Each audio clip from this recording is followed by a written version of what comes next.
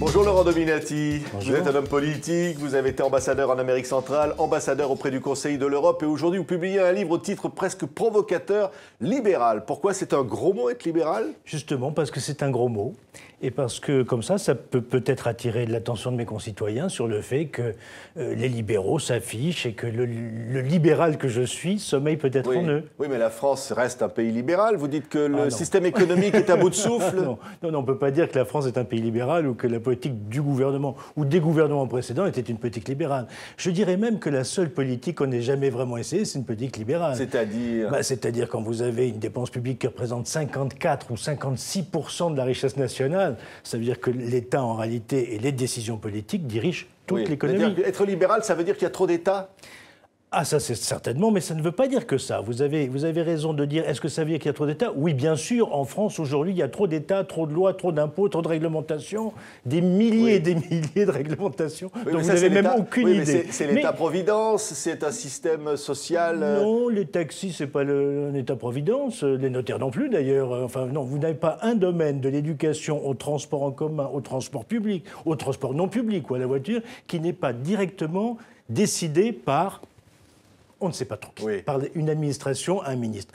Les horaires des crèches, les rythmes scolaires, le temps de travail, tout ça, c'est décidé en haut parce que vous avez le droit de voter. Avec une négociation avec les partenaires sociaux. Les partenaires sociaux ne représentent plus grand-chose. Il faudrait peut-être s'en apercevoir. Mais surtout, vous avez raison, parce que le libéralisme, ce n'est pas une doctrine économique. C'est d'abord une doctrine, ou plutôt une réflexion politique, qui suppose que le citoyen est libre. On doit partir de là.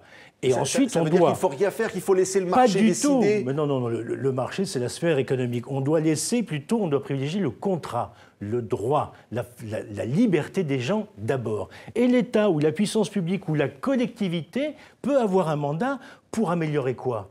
La liberté des gens et leur capacité d'autonomie. Ça veut dire de faire ce qu'ils peuvent faire par eux-mêmes. Évidemment, quand ils ne peuvent pas le faire, il faut les aider. Donc, le libéralisme, ce n'est pas pour protéger les grands groupes ou les grandes sociétés ou simplement faire en sorte que le marché fonctionne. Il est là pour faire en sorte que le citoyen, l'individu, la personne humaine puisse agir et être le plus autonome possible. Comme quand vous élevez vos enfants. Vos enfants, vous les voulez comment ? Libres. Comment vous les rendez libres? En les rendant autonomes. Eh bien, le but de la collectivité, de l'État, du marché, de tout ce que vous voulez, ça devrait être de rendre les gens le plus autonomes possible. Mais l'État est protecteur, l'État assure l'école, l'État assure un certain nombre d'infrastructures. Oui, vous avez raison, l'État doit assurer un certain nombre d'infrastructures, comme les routes et les autoroutes d'ailleurs, c'est pourquoi elles ne devraient pas être privatisées ni privées.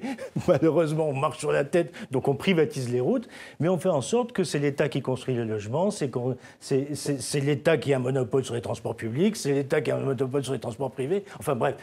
Nous sommes dans un système qui est complètement à bout de souffle parce qu'on ne sait même plus ce qui revient vraiment à l'État. Si vous regardez le budget de l'État et les fonctions que seul l'État est en mesure d'assumer, vous apercevez que c'est quasiment plus rien. Affaires étrangères, défense nationale, justice. Pourquoi la justice est-elle aussi faible? Pourquoi, alors que là, personne d'autre ne peut rendre la justice que l'État, en tout cas qu'une certaine forme d'État, pourquoi finalement, vous dépensez si peu, vous, citoyens, pour la justice, les affaires étrangères, la sécurité, etc. C'est quand même une grande aberration. Nous sommes en plus dans un monde qui est de plus en plus ouvert, de plus en plus libre à l'extérieur, et la seule réponse qu'on nous dit, c'est « on va vous protéger ». Vous savez pourquoi on vous dit ça? Pour vous faire peur. Et pourquoi on vous fait peur? Justement pour que vous me donniez le moyen de renforcer mon pouvoir et d'avoir un peu plus d'impôts à fonctionner. On va dire, Laurent Dominati, vous êtes de droite alors? Écoutez, je pense qu'actuellement en France, vous avez deux grands partis conservateurs, l'UMP et le Parti socialiste, et deux partis ultra ou ultra-actionnaires qui sont les deux fronts. Mais deux partis réformateurs et libéral, hélas, il n'y en a pas. Oui, mais alors donc, vous êtes de droite, on l'a bien compris. Donc, mais vous êtes quand même d'accord. Oui, vous êtes quand même d'accord avec le ministre de l'économie Emmanuel Macron qui dit les trois maladies de la France, c'est la défiance, la complexité, le corporatisme. Il a raison, Emmanuel Macron? Ah oui, il a raison, oui. Ça, il a raison donc, de dire ça. Vous êtes d'accord avec un Premier ministre socialiste? Mais socialiste, je ne sais plus très bien ce que ça veut dire, à vrai dire. Droite et gauche non plus. Il a raison dans le constat. On va attendre les actes. Je pense vraiment que la politique du gouvernement actuel n'est pas une politique libérale. Non, ça n'est pas une politique libérale et Macron, pour l'instant, ne fait pas une politique libérale. Il voudrait faire de une politique libérale, écoutez, il vient du système bancaire.